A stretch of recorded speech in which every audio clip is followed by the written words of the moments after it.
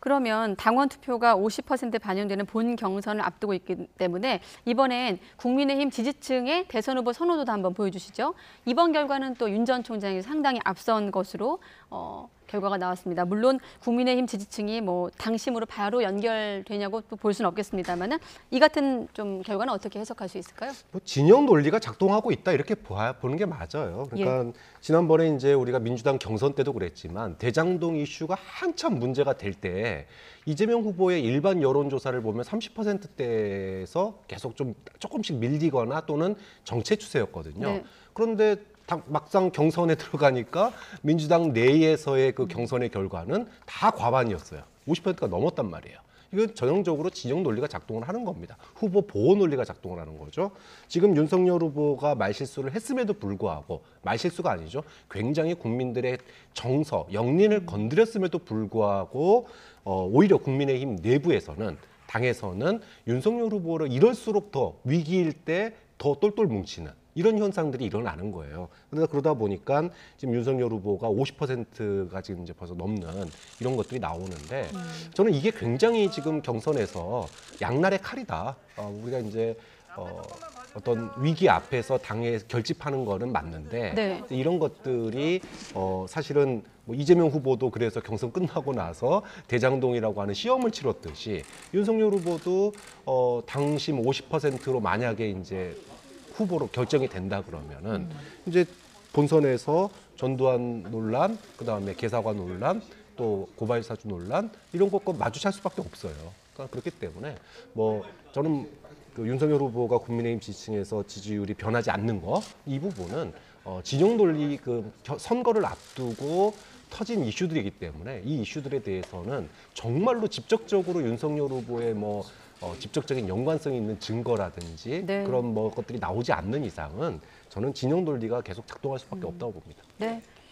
이렇게 경선이 막바지에 접어들면서 주자 간의 기싸움도 치열해지고 당심 신경전도 더욱더 예민해지고 있습니다. 그 같은 분위기는 강원권 TV 토론에서도 확인이 됐는데요.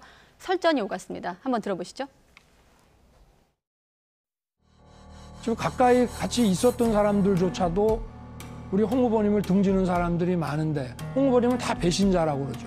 저는 계파를 만들지도 않고 계파에 속해 본 일도 없습니다. 네. 사람들 우르르 끌어 모아가지고 10년 전에 하듯이 그건 구태 정치인들이 하는 거예요. 네, 그러니까 이제 윤 전 총장 캠프에서 전현직 의원들을 영입하면서 물론 이제 하태경 의원 포함해서 몸집 불리게 나서니까 홍준표 후보가 뭐라 그랬냐면 구태다 이렇게 비판을 했습니다. 네, 뭐 그렇습니다. 홍준표 의원 주변의 측근이었던 뭐 인물도 가기도 했다고 하더라고요. 네. 그렇죠. 홍준표 당대표 시절에 아까 계파를 안 만드셨다고 하지만 권력이라는 건 어쨌든 사람들이 모이게 돼 있습니다. 그렇다고 모이는데 그것을 안 받겠다라고 할 수는 없거든요. 그것이 네. 또 자신의 어떤 그 세가 되니까. 그러니까 제 기억에도 그 당시에 홍준표 계파, 그래서 몇몇 의원들이 지금 떠오르고, 근데 그 의원들 중에서는 앵커님 말씀처럼 지금 윤 후보에 간 사람도 많거든요. 근데 사실 당대표를 가장 최근에 한, 물론 황교안 대표도 있지만 그 직전에 한 홍준표 후보와 그 다음에 당에 전혀 정당 활동도 안 하고 정치에 들어온 지 4개월밖에 안 된 윤석열 후보 간에 현역 의원들이 왜 그럼 당대표에 안 갔을까를 지금 묻고 있는 것이고, 거기에 대해서 사실 또 윤석열 후보는 이런 비유를 할 수가 있겠죠. 그러니까 못 먹는 포도는 시다. 여우가 왜 포도를 보면서, 그러니까 자신한테 오지 아니한 그런 그 의원들을 구태라고 다 몰아붙이는 것도 사실 그렇게 좋아 보이지는 않죠. 왜냐하면 어차피 자신이 만약에 후보가 된다고 한다면 원팀이 돼야 되고, 또 윤석열 후보 밑에 간 사람들도 훌륭한 사람들이고 훌륭한 사람들이 분명히 있다면 같이 해야 되는데, 윤석열 후보 측에 갔다고 해서 그것을 또 구태라고 다 한꺼번에 이렇게 이 일반화하는 것도 썩 그렇게 이 뭐랄까요, 협량의 정치로 보일 수 있다라는 그런 지적을 지금 윤 후보가 하고 있는 것 같습니다. 네, 또 어떤 표현이 나왔냐면 이제 홍 후보가 윤 후보를 겨냥해서 당심이 민심을 이기려 들면 대선을 망한다. 이건 어떤 배경에서 나온 발언인가요? 그러니까 이제 홍준표 후보로서는 당 안을 보면은 현역 의원들이나 사람들이, 당원들이 다 지금 윤석열 캠프로 몰리고 있어요. 그러니까 이거에 대해서 이거 뭐 패거리 정치냐 줄 세우기냐 이렇게 비판을 할 수밖에 없는 거고 반대로 일반 여론조사에서 보면 홍준표 후보가 여론조사에서 높게 나온단 말이에요. 네. 특히나 2030 세대의 그런 그 높은 지지율을 보면 이것이야말로 어떤 세대 변화에 시대 변화에 홍준표 후보가 가장 적당한 거 그리고 과거에 있었던 이준석 현상처럼 지금은 이제 표의 확장성 측면에서 홍준표 후보의 이제 경쟁력을 보여주는 거다. 네. 그런데 이걸 무시하고 당에서 확장성이 부족한 윤석열 후보를 뽑는다면 결국은 당심이 민심을 이기면 본선 가서 이길 수 있겠느냐 이 얘기를 하고 싶은 거예요. 그런데 만약에 지금 똑같은 조건에서 상황이 뒤바뀌었다면 두 분이 무슨 얘기할까?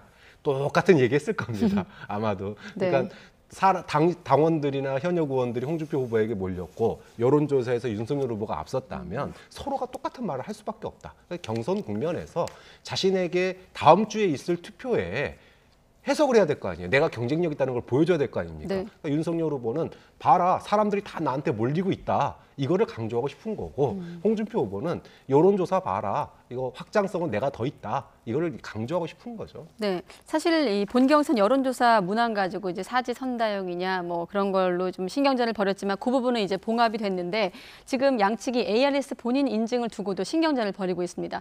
어떻게 보면 어떤 그 경선 과정에서 박빙 상황을 좀 대변하고 있다고도 볼 수 있겠습니다만 또 바꿔 말하면 좀 자신 없어 보이기도 해요. 그런 것들 어떻게 좀 보십니까?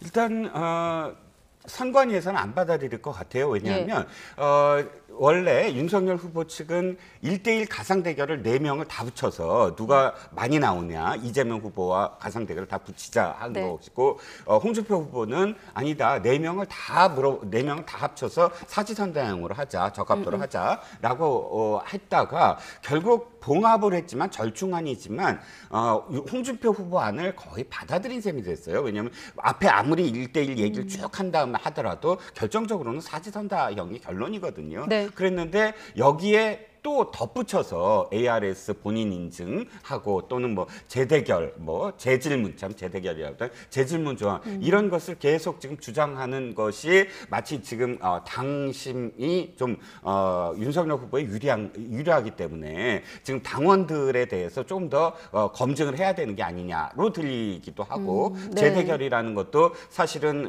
자신한테 더 유리한 게 아니냐. 왜냐하면 재질문이라는 게 처음에 물었을 때 나는 택할 후보가 없다라는 후보한테 또다시 묻는 것이거든요. 예. 택할 후보가 없다라고 얘기한 사람들은 무당파이거나 민주당 지지자일 가능성이 높고 그렇다면 지금 그 홍준표 후보 입장에서는 재질문에 응하는 사람은 그 민주당 지지자 혹은 무당파일 가능성이 높으면 자신한테 훨씬 유리할 것이다라는 어떤 계산 때문에 지금 계속 뭐 주장을 하고 있는데 네. 아마도 선관위는 받아들이지 않을 것 같습니다. 왜냐하면 충분히 협의를 했다. 여기서 더 뭐 새로운 조항은 없다라고 지금 결론을 내리는 어떤 분위기입니다. 네, 앞서 잠깐 나갔는데 양측 캠프에 그 ARS 본인 인증 두고 신경전 벌이고 있는 대목 다시 한번 보여주시면 윤석열 캠프 측에선 어르신들 당원들의 투표율을 낮추게 하려고 하는 것이다. 물론 이제 어르신의 범위가 어디서 어디까지인지 모르겠고 또 정작 어르신들은 본인 인증 이런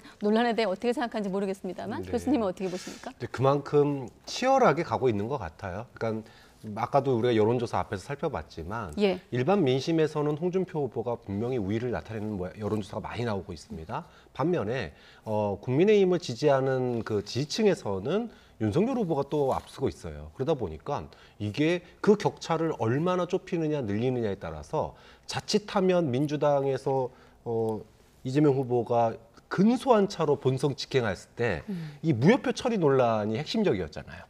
마찬가지로 지금 재질문 조항도 그렇고 그다음에 ARS도 그렇고 몸집 그다음에 뭡니까 이게 대신 문자 투표 뭐 이런 것도 그렇고 네. 이 근소한 차이가 만약에 승부를 가른다면 이거는 두고두고 한이 되는 거거든요. 이낙연 후보가 불복까지 갔듯이 좀 그런 측면 때문에 지금 어느 한 명이 완전히 앞서 나간다면 이런 논란 사실 큰 의미가 없습니다. 그런데 민심과 당심이 엇갈리는 결과가 나오다 보니까 그 사소한 거 하나하나에도 지금 신경전이 벌어지고 있는 건데 그만큼 그렇게 큰 표차로 누가 압도적으로 이기지는 못할 거다 이런 결과를 이제 예측을 하고 있는 거죠. 네, 알겠습니다.